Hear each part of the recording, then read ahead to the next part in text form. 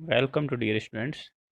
Students, हमने जो previous lecture था उसके अंदर हमने propagation of error and errors is measurement, उसका जो कॉन्सेप्ट था कैसे फाइंड आउट करते हैं वो थ्योरी तो हमने पढ़ ली है। अब हम उन उस पे बेस्ड जो न्यूमेरिकल पोर्शन है उसको करने जा रहे हैं। और इस न्यूमेरिकल पोर्शन में मोस्ट ऑफ स्टूडेंट्स मिस्टेक्स करते ही हैं। सो आज उस मिस्टेक्स को मैं बिल्कुल अच्छी तरह से रिमूव करने जा रहा हूँ। तो फोकस करके अच्छे से ध्यान से एक एक न्यूमेरिकल को पढ़ना है और फिर आपको एक पेन और कॉपी ले लेना है और खुद को प्रैक्टिस करना है कि आप कहाँ तक सही कर रहे हो। ठीक है, चलो स्टार्ट करते हैं। जो पहला क्वेश्चन है हमारा वो क्या है, आप पढ़ लीजिए अच्छी तरह से। A physical parameter of A can be determined by measuring the parameters B C D and E using the relation a is equals to b की पावर अल्फा c की power beta divided by d की power gamma and multiply e की power delta if the maximum error in the measurement of b c d and e are b1 percentage c1 percentage d1 percentage and e1 percentage. आपको क्या करना है खुद देख लो। हमारे पास एक फिजिकल क्वांटिटी a और वो four different different physical quantity पे किस तरह से रिलेशन करती है, देखो यहाँ पे इस तरह से रिलेट कर रही है। बी की पावर अल्फा सी की power beta divided by D की पावर गामा, ये आपको दिया हुआ है। और बी सी डी एंड ई के अंदर आपको परसेंटेज एरर दी हुई है। क्या दी हुई है? B one vector C one, sorry, B one percentage C one percentage D one percentage and E one percentage. Right, तो मैंने आपको इस तरह का कॉन्सेप्ट बताया था। हमारे पास में जो ए फिजिकल क्वांटिटी है वो चार फिजिकल क्वांटिटीज़ के पावर के रेस्पेक्ट में किस तरह से आप उस पर डिपेंड कर रही है ए जो हमारी फिजिकल क्वांटिटी है। तो मैंने आपको क्या कॉन्सेप्ट बताया था, हमेशा परसेंटेज एरर्स को ऐड करना है, चाहे वो डिवाइड में पावर में हो चाहे मल्टीप्लिकेशन में पावर में हो, कैसे भी हो। तो हमारे पास में ये चीज़ ध्यान रखना है कि बी की पावर कितनी है, अल्फ़ा। तो इट मीन्स हमारे पास में क्या हो गया, अल्फ़ा बी वन। देखो कौन से ऑप्शन के अंदर है, इसमें भी आ रहा है इसमें भी आ रहा है। फिर नेक्स्ट क्या हो गया, सी की पावर क्या है, बीटा। तो बीटा सी वन इसमें भी है, बीटा सी वन इसमें भी है। और नीचे क्या है आपका डी की पावर गामा। तो गामा को हम क्या ले आएंगे, पावर को मल्टीप्लाई करेंगे, उसके जो एरर है डी वन गामा, यहाँ पे भी है डी वन गामा। बट यहाँ पे नेगेटिव आ गया और मैंने क्या कहा था, मैक्सिमल जो मैक्सिमम पॉसिबल एरर है तो उसमें हमेशा क्या करते हैं, एड ही करते हैं। तो हमारा आंसर क्या हो गया, ये डी ऑप्शन हो गया। आप इसका जो सॉल्यूशन है वो भी नीचे देख सकते हो, ये देखो, ये रहा आपका सॉल्यूशन। राइट, मैंने क्या कहा था, जब भी आपको परसेंटेज एरर गिवन होगी और उसकी जो पावर होगी उससे मल्टीप्लाई करना है। ये देखो, multiply beta gamma and delta. Right, next question पे चलते हैं हम। Question number second, the pressure on square plate is measured by measuring the force on the plate and the length of sides of the plate. If the maximum error in the measurement of force and the length are respectively 4% and 2%, the maximum error in the measurement of pressure। देखो students, हमें क्या दिया हुआ है, एक square plate दी हुई है और उसके ऊपर आपने एक फोर्स एक्सर्ट किया है। तो फोर्स के अंदर जो एरर आ रही है वो दी हुई है 4%, एंड जो लेंथ है उसके अंदर दी हुई है 2% है। ठीक है, अब जब आपको फोर्स और लेंथ के अंदर एरर गिवन है तो वो पूछ रहा है कि प्रेशर में एरर क्या होगी। तो प्रेशर में एरर फाइंड आउट करने के लिए पहले आपको फॉर्मूला पता होना चाहिए, pressure is equals to force upon area square. अब एरिया में तो हमें परसेंटेज एरर गिवन नहीं है, तो एरिया को लेंथ से रिलेट करना पड़ेगा हमें। It means P equals to F upon area को हमने क्या लिख दिया, एल का स्क्वायर। अब वही पावर वाला method again, delta F upon A plus two delta L upon L, और परसेंटेज में तो आपको 100 से मल्टीप्लाई करना है। हो गया सॉल्यूशन, ये लो। तो क्या आंसर हो गया, एफ के अंदर 4% प्लस 2 पावर है और 2 आपका एरर है, परसेंटेज एरर। तो टोटल कितना हो गया, 8%। ये लो हमारा solution complete. Next question number third, ये क्वेश्चन बहुत ज़्यादा इंपॉर्टेंट है, ध्यान रखना बच्चों। ये क्वेश्चन बहुत ज़्यादा इंपॉर्टेंट है कि थोड़ा लेंथी भी है और अच्छा क्वेश्चन है। The relative density of material of a body is found by weighing it first in air and then in water. हमारे पास में एक कोई मटेरियल है और उसकी रिलेटिव डेंसिटी हमें जनरली फाइंड आउट करनी है।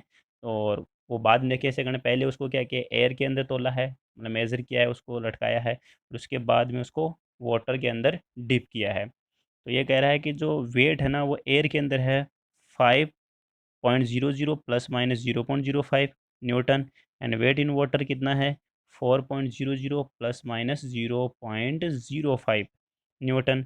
देन ये कह रहा है कि आपके पास में जो मैक्सिमम परमिसिबल जो परसेंटेज एरर है वो कितनी होगी।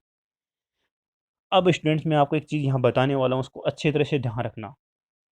वेट इन एयर, ये जो 5.00 है ना, ये ध्यान रखना आपका ट्रू वेट है। क्या है ये? True weight. और ये 0.005 है ना, ये आपका है मीन एब्सोल्यूट एरर। क्या है ये? Mean absolute error. होने में तो एब्सोल्यूट एरर ही है, बट आपने बहुत सारे मेजरमेंट किए होंगे तो उनका मीन निकाल के इतनी एरर निकाली होगी, तो ये मीन एब्सोल्यूट एरर है। इसी टाइप से जैसे ही आपने उसको वाटर के अंदर डिप किया होगा, तब आपका जो ट्रू वेट है वो कितना है? 4। और जो एब्सोल्यूट एरर वो भी कितनी है?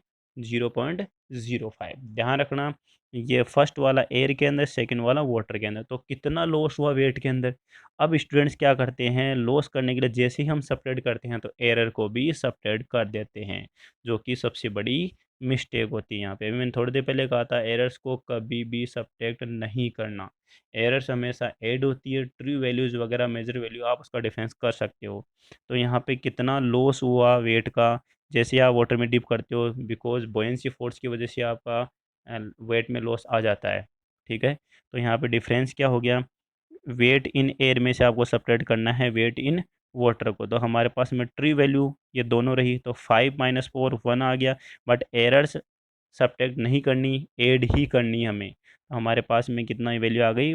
1.00 प्लस माइनस 0.1 न्यूटन। ध्यान रखना, फिर मैं रिपीट कर रहा हूँ, एरर्स कभी भी सब्ट्रैक्ट नहीं होती। यहाँ पे एरर्स हमेशा क्या रहेगी?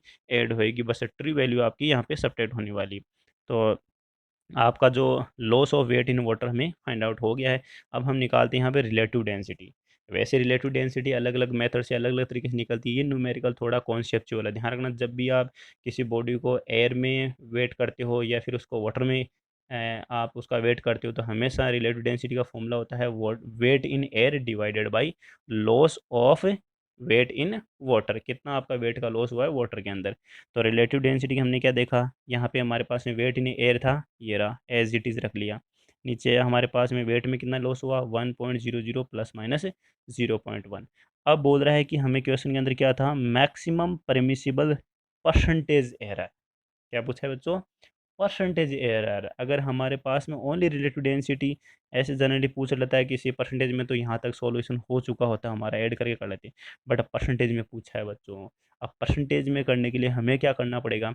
वैसे देखा जाए तो आप एक टाइप से इस मीन जो परसेंटेज एरियन को हटाओ, रिलेटिव डेंसिटी हमारे पास में हो जानी चाहिए 5/1। 5 हो जानी चाहिए।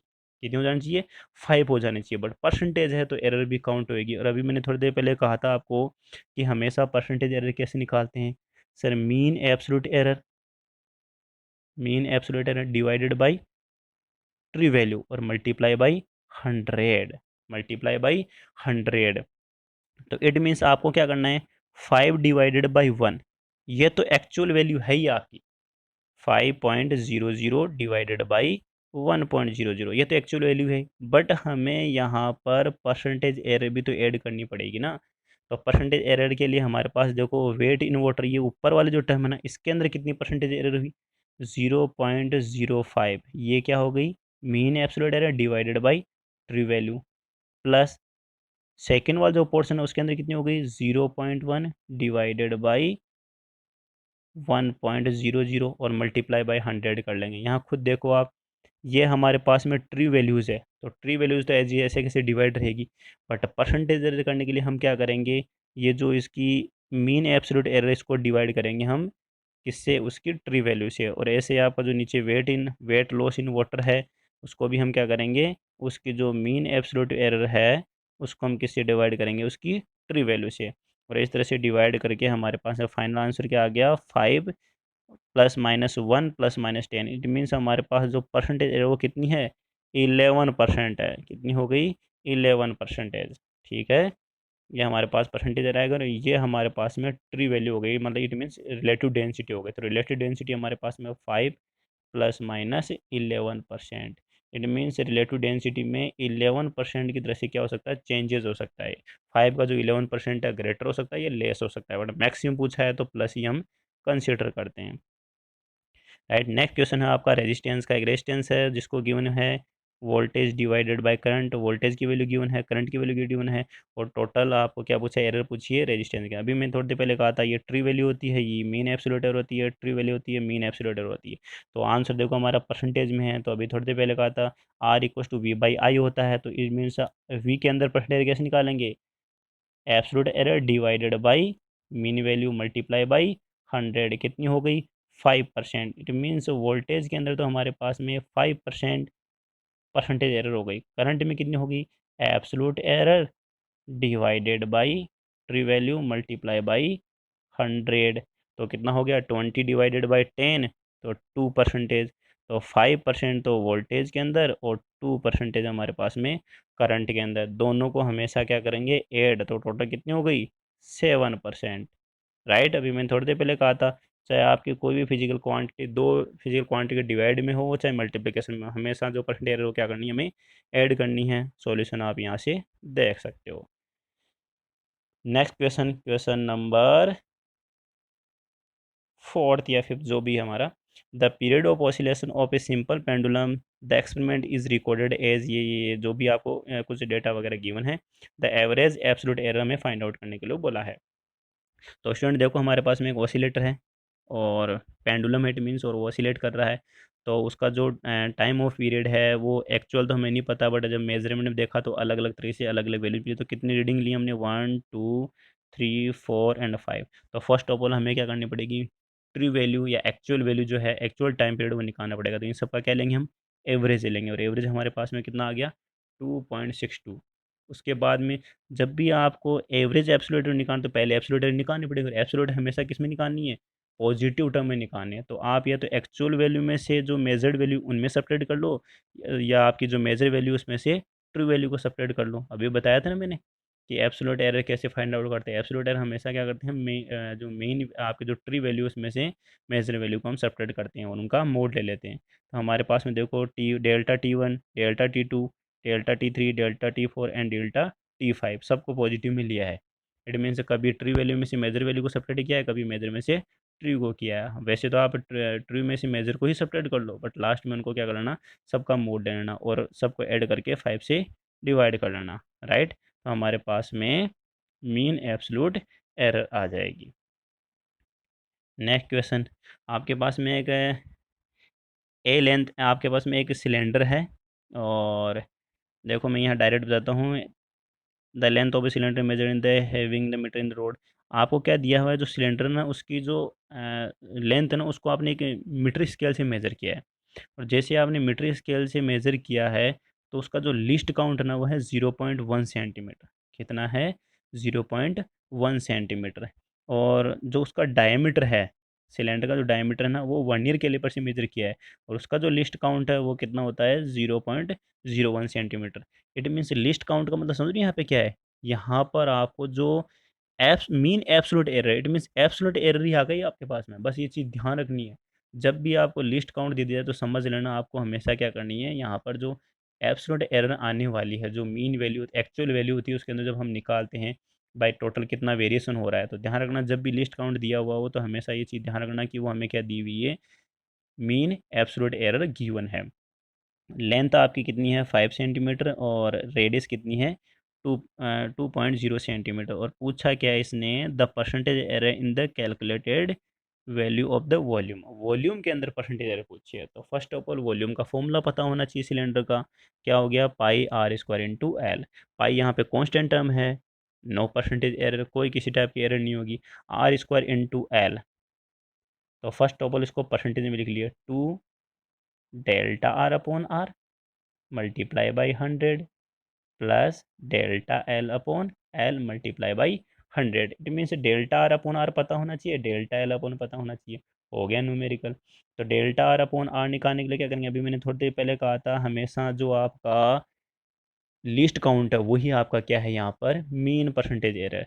तो देखो रेडियस में कितना, रेडियस हमने किससे मेजर की थी 1 ईयर कैलिपर से, ये रहा आपके पास में मीन एब्सोल्यूट एरर। तो 0.01 डिवाइडेड बाय ट्री वैल्यू कितनी है, ये री रेडियस, तो ये देखो यहाँ पे डिवाइड कर दिया, और मल्टीप्लाई टू तो करना ही है, plus delta L means error, और एरर हमारे पास में उसको किससे मेजर किया था हमने, मीटर स्केल से, और मीटर स्केल का जो लिस्ट काउंट कितना है 0.1, तो ये रहा हमारा 0.1 डिवाइडेड बाई उसकी लेंथ कितनी है 5, तो आप यहाँ पे 5 से डिवाइड कर लो, राइट।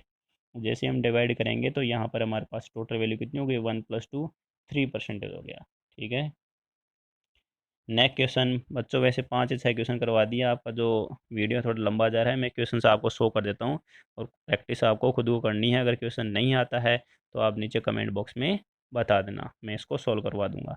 देखो नेक्स्ट क्वेश्चन है ना आपका, y = 4 mgl divided by pi D square into L. ये आपका यंग्स कोफिशिएंट ऑफ इलास्टिसिटी वाले चैप्टर से है। इसमें डायरेक्ट फॉर्मूला यहाँ पर y = mg होता है, बट यहाँ पे कुछ 4 टर्म इसने मेजर की है, 4 mgl divided by pi D square into small है।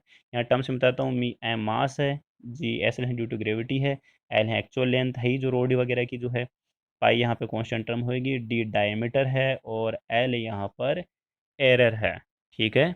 कितना चेंजेस जो आपका लेंथ में चेंजेस मिला है वो लेंथ में, अब आपको डेटा गिवन होगा उसी के अकॉर्डिंग आपको वैल्यू फाइंड आउट करनी है। नेक्स्ट क्वेश्चन क्या है आपका, जूल हीटिंग इफेक्ट वाला है।